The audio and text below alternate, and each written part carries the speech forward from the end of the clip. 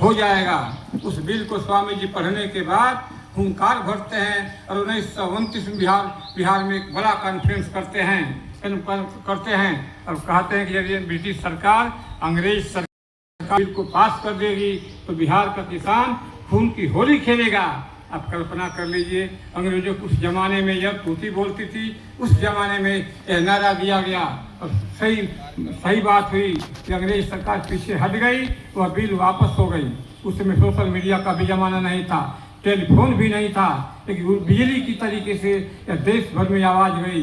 जब आवाज़ गई, देश के बड़े बड़े नेता, जवाहरलाल नेहरू जैसे कांग्रेस के बड़े नेता, भाजपा के वरिष्ठ नेता जैसे हम जैसे लोगों ने मिल करके कहा, अरे स्वामी जी किसानों के बीच में रहते हो, सिर्फ बिहार से काम नहीं चलेगा, देश में किसानों का बड़ा संगठन बनाओ। उसी संकल्प के तहत 11 अप्रैल 1936 को गंगा प्रसाद मेमोरियल हॉल में अखिल भारतीय किसान सभा का गठन हुआ। तब से हमारी किसान सभा चल रही है, अब चल ही नहीं रही है। आज भी देश के पटल पर तमाम प्रदेशों में छोटे छोटे किसान संगठन हैं। कोई प्रदेश का है, कोई 3 जिलों का है, कोई कमिश्नरी रैंक का है, तो सबसे बड़ी किसान सभा है। आज भी देश के पटल पर 23 राज्यों में अखिल भारतीय किसान सभा का फैलाव है और किसान सभा संघर्ष कर रही है। ऐसे परिवेश में जो ये गोष्ठी का आयोजन किया गया है। सही बात है राजन जी, जिस तरीके से हम लोग की सोच थी, मंशा थी राजधानी में, उस तरीके से तो नहीं हो पाया। भविष्य में प्रयास किया जाएगा कि बड़े पैमाने पर कार्यक्रम लखनऊ में कराने का प्रयास किया जाए। दूसरी बात साथियों, इस तरीके से इन छोटे छोटे सवालों को, बड़े बड़े सवालों को खोज करके जनता के बीच में, किसानों के बीच में किसान सभा के साथ ही रखने का प्रयास करते हैं। किसी संगठन के पास नहीं है। इस देश में राज कर्मचारियों का, विद्युत कर्मचारियों का अब 8वां वेतन आयोग लगने जा रहा है। इस देश में एकमात्र आयोग बना जो हमारे सबके नेता थे, अतुल कुमार अंजान स्वामीनाथन कमेटी के सदस्य थे और उनके दिमाग की उपज थी किसानों का भला तब होगा, एमएसपी ही नहीं, एमएसपी से भला नहीं होगा। एमएसपी के साथ C2 पर 50% के साथ गारंटी के साथ दिया जाएगा, तब किसानों का भला होगा। किसान सभा के साथ लोग नहीं जानते हैं। एक बार बंगाल की मिट्टी में जब यह बात कही गई तो तमाम लोग नहीं जानते थे कि C2 का मतलब क्या होता है। गूगल पर सर्च किया गया तो पता चल गया है। C2 का मतलब कन्फ्रेंसी कास्ट प्लस 50% मुनाफा। कन्फ्रेंसी कास्ट का मतलब खेती में लगने वाली लागत, परिवार के सदस्यों की मजदूरी, ट्रैक्टर की मजदूरी, तमाम तरह की मजदूरी जोड़ करके जो लागत बनती है उसका 50% मुनाफा सरकार देगी, तब किसानों का भला होगा। दूसरा रास्ता इस देश में कोई नहीं है। ये हम सबसे पहले अखिल भारतीय किसान सभा ने किया था। अब भी देश के पैमाने पर, बड़े पैमाने पर इसकी चर्चा हो रही है। राजन जी बताएंगे कृषि संकट, किसान सभा की भूमिका। किसान सभा शुरू के दौर से ही कहती रही है, इस देश में फैक्ट्री उत्पादन, कृषि उत्पादन के मूल्य में नहीं होगा, किसानों का भला नहीं होगा। तमाम साथी मंथन कर लीजिए तो 1976 से लेकर के अब तक ही तुलना करेंगे। जिसको किसान ने पैदा किया है, मजदूर ने पैदा किया है, उसकी कीमत आज से 20 गुना बढ़ी, 25 गुना बढ़ी। और जो हम उपयोग की सामग्री खरीदते हैं दुकानों से, टाटा ने बनाया है, डालमिया ने बनाया है, बिरला ने बनाया है, उसकी कीमत बढ़ गई 50 गुना, 100 गुना। इसलिए हम मार खाते हैं। किसान सभा का स्पष्ट मानना है, हम कर्ज माफी की मांग नहीं करेंगे।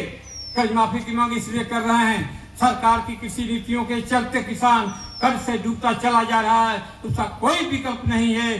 चले जाइए महाराष्ट्र में, तमिलनाडु में रामचंद्र सरस बैठे हैं, उत्तर प्रदेश के बुंदेलखंड में चले जाइए, डेली जो 2 की किसान आत्महत्या करता है। एक ट्रैक्टर ले लिया 2 लाख में, 5 साल में 7 लाख में 8 लाख हो गया। घर पर कोई सहारा नहीं है, खेती से आमद नहीं है और मजबूरी में आत्महत्या कर लेता है, खुदकशी कर लेता है। ऐसे सवालों पर किसान सभा का मानना है कि सरकार के गलत नीतियों के चलते ऐसा किया गया है। इसलिए भारत सरकार की जिम्मेदारी है किसानों का सब कर्ज माफ करे।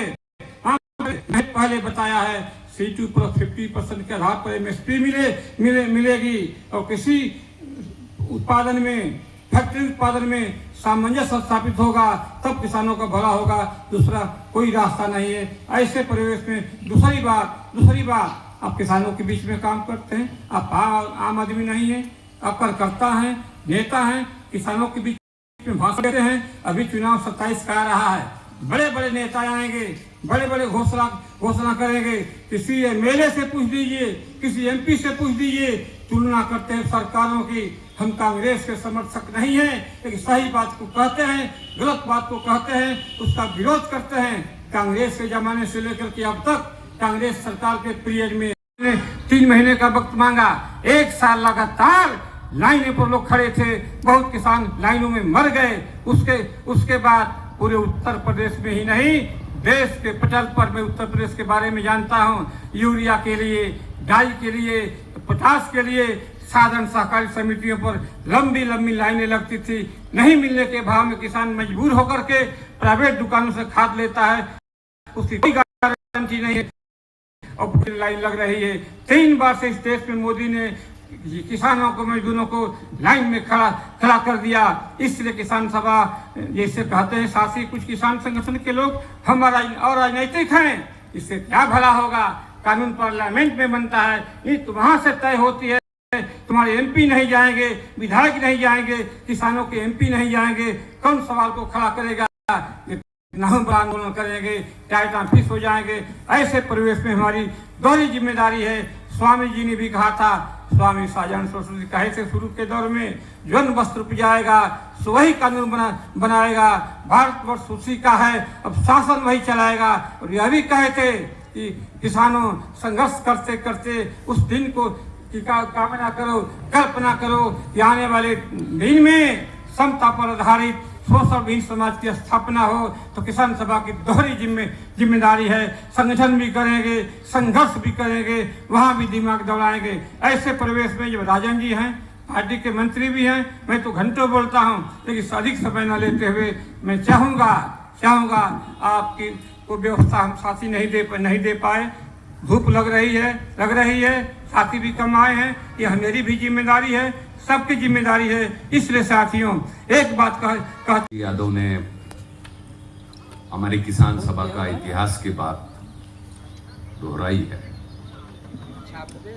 यही वो लखनऊ शहर है जहां पर 11 अप्रैल 1936 में अखिल भारतीय किसान सभा बनी। राष्ट्रीय आंदोलन के विभिन्न विचारधाराओं के नेतागण, स्वतंत्रता आंदोलन के बुद्धिजीवी और किसान आंदोलन के देश भर के जुझारू लोग एक साथ आकर अखिल भारतीय किसान सभा बनाते थे। और ये किसान सभा जो बनती है तो पूरे देश का किसान की आवाज बुलंद हो जाती है। इस देश के अंदर जो सरमाएदारी थी, जो अंग्रेज शासन था, उसके खिलाफ आजादी का ऐलान करने में सबसे आगे रहती है। देश के किसानों में जमीन का अधिकार और आजादी, ये 2 बातें उसके बारे में जागरूकता पैदा करती है। 36 में किसान सभा बनती है तो राजस्थान में वहां पर बड़ा किसान आंदोलन खड़ा कर देते हैं। अखिल भारतीय किसान सभा से कन्नड़ भाषा से श्रीनिवास राव आते हैं। 38 में तमिलनाडु में जाकर के तंजौर के अंदर बटाईदारों का बड़ा आंदोलन वहां पर खड़ा कर देते हैं। महाराष्ट्र से क्रांति सिंह नाना पाटिल आते हैं, जिन्होंने प्रति सरकार का संघर्ष करने की कोशिश की होती है।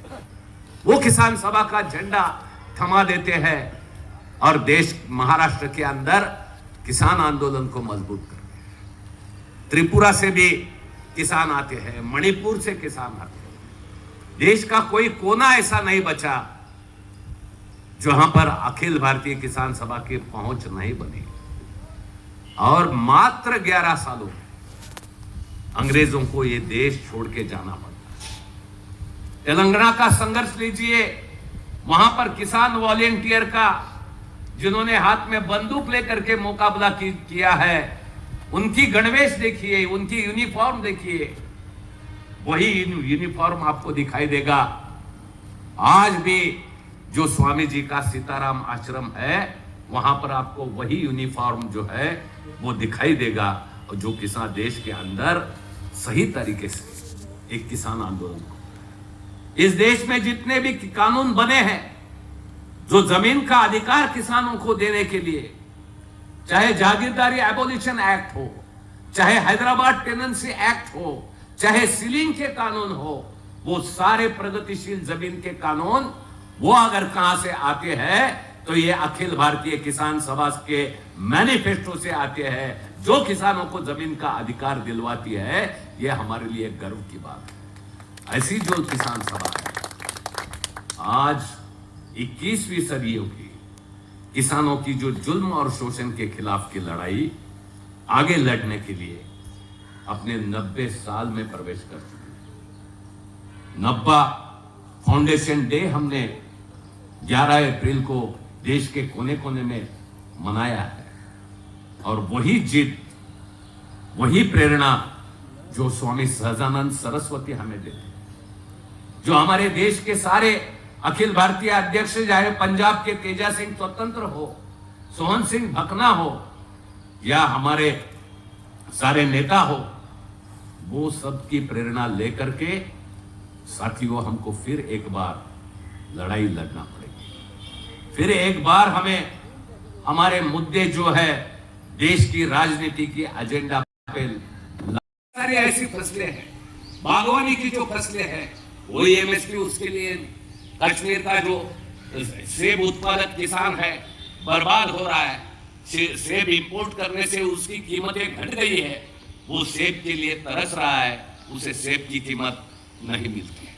तो सिर्फ 23 फसलों के लिए स्वामीनाथन कमीशन ये सिफारिश करता है कि सारे फसलों के लिए एमएसपी तय होनी चाहिए, सारे फसलों के लिए ये कीमत फिक्स होनी चाहिए, और उस कीमत के आधार पर आपको जो है उपज मिलना चाहिए। किसानों की लागत की जब बात, किसानों के लगने वाले इनपुट जो सारे हैं, उसकी कीमतें पर कोई कंट्रोल नहीं है, और उपज का कीमत हाथ में नहीं है, उपज की कीमत नहीं मिलती है, और लागत का मूल्य जो है वो बढ़ता चला जा रहा है, उस पर कोई कंट्रोल नहीं। कुछ दिन पहले अभी जो जीएसटी ने रिस्ट्रक्चर किया, जो खाद है, वो खाद पर जीएसटी सरकार ने कितना लगाया? 12% खाद पर जीएसटी सरकार ने लगाया, और डायमंड के ऊपर कितना है? 1.5%। कोई अपनी बीबी विदाउट लाइसेंस जा सकता है, वो किसान जा सकता है, और किसान के जुरिडिक्शन के, एपीएमसी के जुरिडिक्शन के गांव का किसान तकरार कर सकता है। अगर एमएसपी के नीचे वहां पर खरीदारी हो रही है तो एपीएमसी का कानूनन जिम्मेदारी है एपीएमसी खरीदारी करने के लिए सारे ट्रेडर्स को मजबूर करे, और वो ट्रेडर्स नहीं खरीद करते हैं तो खुद एपीएमसी भी उसे खरीद कर सकती है, खरीदने के लिए कदम उठा सकती है। कितनी एपीएमसीज ने ये किया, कितनी एपीएमसीज ने इस किस्म का हस्तक्षेप किया। आप किसान जो है, हमारी किसान सभा वो एपीएमसीज के ऊपर धावा बोल दे, और उसे अपने काम जो है वो बिल्कुल याद कर दे, और उनको बताए कि आप जो भी जिंदा है, ये देश के 740 से ज्यादा किसानों ने 3 काले कानूनों के खिलाफ जो जंग किया है, उसमें जो कुर्बानी की है, उसकी वजह से आज आप एपीएमसी में बैठे हो। किसानों से गद्दारी किसान सभा नहीं सहेगी। ये बात आप डटकर जब तक एपीएमसी में जाकर के नहीं कहेंगे, तब तक किसानों का अधिकार सुरक्षित नहीं है, और ये हस्तक्षेप वहां पर हमें करना, ये हमारी जरूरत है। और उसी तरीके से अगर हम देखेंगे कि हम किसानों को क्या होता है, जब तक उसके पास फसल है तब तक हम एमएसपी की मांग करते हैं। एमएसपी जो है, आज की एमएसपी C2 + 50% मांग। हर साल जो CACP, जो कृषि मूल्य आयोग जो है, अपनी रिपोर्ट जाहिर करता है, और उस रिपोर्ट में जो उत्पादन खर्चा है, जो उपज का पैदावार की कीमत है, वो कीमत कैसे तय की है, वो कौन से राज्य में कितनी है, वहां लागत का मूल्य क्या है, पूरा विश्लेषण करता है। और उसकी कीमत जब सरकार तय करती है, उसका रिकमेंडेशन के आधार पर जो कीमत तय होती है, उससे अगर हिसाब लिया जाए तो पिछले मोदी सरकार के कार्यकाल में, उसके पहले की तो बात ही मैंने कर, सिर्फ मोदी सरकार के इस 11 साल का अगर आप हिसाब लेंगे तो किसानों की बर्बादी कितनी हो चुकी है। 23 लाख करोड़ रुपयों से ज्यादा किसानों को घाटा हुआ है, कम कीमत पर अपनी फसलें बेचनी पड़ी है। तो ये आंकड़ा कितना है? 23 लाख करोड़ कम कीमत पर किसानों का अगर घाटा हुआ है तो इसका मतलब किसानों पर कर्जे का बोझ बढ़ गया। और ये कर्जा जो है, वो किसानों पर जो कर्जा बना है, वो नाजायज कर्जा है, ये अनैतिक कर्जा है, जिसके लिए नैतिक कोई प्रावधान नहीं। 9 किस्म का कर्जा उसके ऊपर है। वो सब बातें आप ठीक से सोच लीजिए। जो फसल का कर्जा उसके ऊपर, जो मोटर पाइपलाइन बनाई है, सिंचाई का लिए कर्जा लिया है, वो कर्जा उसके ऊपर है। कोई जानवर खरीदा है दूध के लिए, उसका कर्जा उसके ऊपर है। ट्रैक्टर वाले 1 करोड़ किसान है, लेकिन उसमें से 88% ट्रैक्टर ओनर जो है वो पूरे कर्जे में डूबे हुए हैं। 88% ट्रैक्टर ओनर जो है कर्जे में डूबे हैं। माइक्रो फाइनेंस का भी कर्जा है। सबसे ज्यादा ब्याज दर उस माइक्रो फाइनेंस के अंदर जो सेल्फ हेल्प ग्रुप के नाम पर जो बना है, उसका कर्जा है। तो ये कर्जा माफी के खिलाफ एक बड़ा संघर्ष हमें करना पड़ेगा और उसकी एक बड़ी तैयारी भी करना चाहिए। घर घर जाकर हम हर किसान से बात करके ये जानकारी जोड़ना जरूरी है। हमारा किसान जो है, उसकी एक मानसिकता है। जब हमारे घर में कोई बेटी को देखने आ जाता है, बेटी की शादी तय करने के लिए आता है, तो हमारे किसान भाई क्या करते हैं? अपने पड़ोस के साथियों से अच्छी दरी ला लेते हैं। अपना कोई गांव में का अच्छा घर वाला है, उसके घर से क्रोकरी ला लेते हैं। 4 घर से सामान ला करके अपनी गरीबी छुपाने का काम हमारा किसान करता है। तो अपने ऊपर कर्जा है, ये बात बताना उसके लिए। कृषि की समस्या और कृषि पर किसान सभा की भूमिका, मैं समझता हूं कि जितने विस्तार से और जितनी गहराई से कॉमरेड क्षीर सागर ने रखा, मेरा दरअसल वो विषय नहीं।